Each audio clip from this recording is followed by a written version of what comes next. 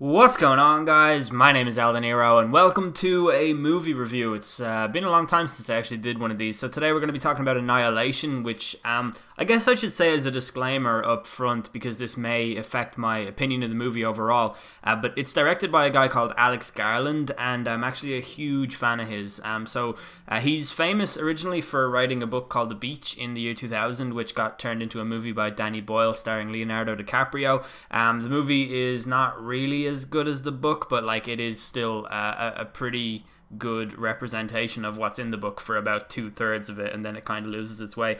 But then he went on to write a book called The Tesseract and The Coma. I think The Coma is a really underrated book and shows his talent as a writer. But then, really interestingly, he stopped writing books and went into screenplays. He wrote 28 Days Later, Never Let Me Go, a movie called Sunshine, which is one of my favorite sort of spacey sci-fi kind of movies of recent years. And he actually like progressed into a movie director and directed Ex Machina. He wrote another movie in there as well, but I left it out because I didn't take any notes when I decided to do this review. But Ex Machina was his directorial debut. It was really, really good, very highly rated. I've seen it, I think, 4 or 5 times at this point, and I'm always kind of blown away by it. There's always parts of it that I noticed that I never noticed before. But it got really high praise, and that was really cool for me because I can remember in like 2007 hoping that Alex Garland would one day become a movie director, and now he is, so this is super exciting for me.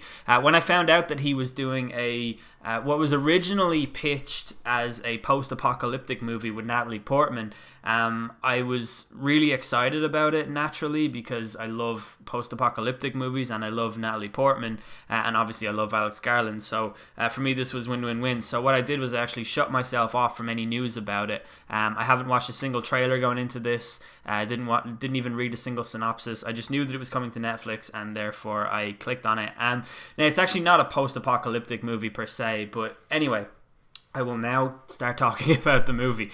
So Annihilation received a cinematic release in North America a couple of weeks ago, but on this side of the Atlantic, you can actually only find it on Netflix. It hasn't been released in theaters here. I'm not sure how that really works in terms of the box office and things like that, but I hope that it doesn't mean that this movie becomes a commercial flop as a result of that, because I feel like this movie is going to become like a cult classic and definitely a movie that will be like favorably looked upon. So it's a sci-fi film, kind of sci-fi / fantasy maybe. It stars Natalie Portman, Gina Rodriguez, Jennifer Jason Leigh, Tessa Thompson, and Oscar Isaac. Natalie Portman plays a biologist who joins this team of scientists who are tasked with exploring an area, I suppose, that's taken over by a mysterious translucent rainbow-like glow known as the Shimmer. They don't know if it's alien, they don't know if it's religion, they don't know if it's foreign superpower, radioactive, nuclear. They don't know anything about it. What they do know is that anybody who goes in there either gets killed by what's in it, or they go crazy and kill themselves. And what follows is a mind-bending journey that explores lots of different themes. It also explores things like relationships and just really cool like sci-fi plots and things like that. It's got a little bit of something for everyone, I think, relatively speaking. Like, there are horror-style jump scares, there's trippy imagery, there's emotional dialogue, and there's just really disturbing and unnerving scenes that you won't necessarily be expecting when you go into it. To look at, it's a very beautiful film. The screen is generally awash with like a trippy color spread, and the landscape has been altered in a really like vibrant manner. It's sort of like this like a mutated version of an acid trip or something like that. It's really cool. It's not the kind of film I've ever seen before in that sense. Like, by that I mean there are sci-fi movies that take place in space where you've seen that iteration of a spacecraft thousands of times. You've seen the grey insides of different cabinets as they take apart wires and things like that.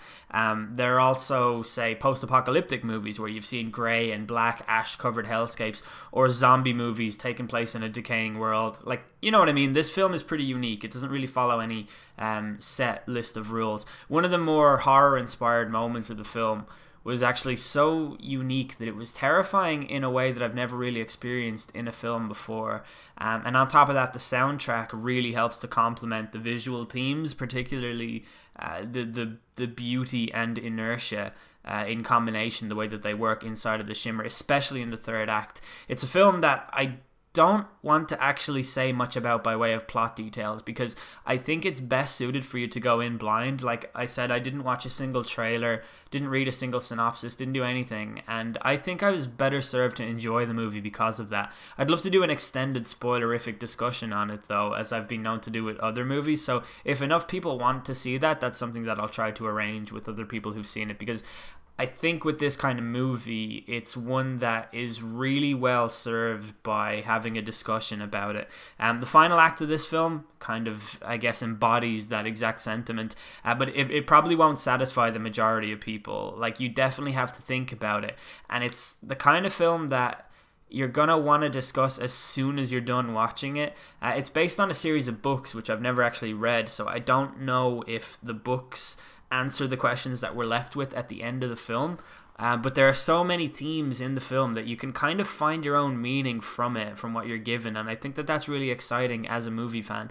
Visually, the third act was not exactly on par with the rest of the film, but I think when you watch it, you'll kind of understand their decision to go down that route. Like, it's definitely not the kind of ending you'll have seen in many other films. Overall, I give this movie a 9 out of 10, which is a really, really high score, and I guess it sort of feels like a movie made for me in many ways. I'm very biased towards it in that way.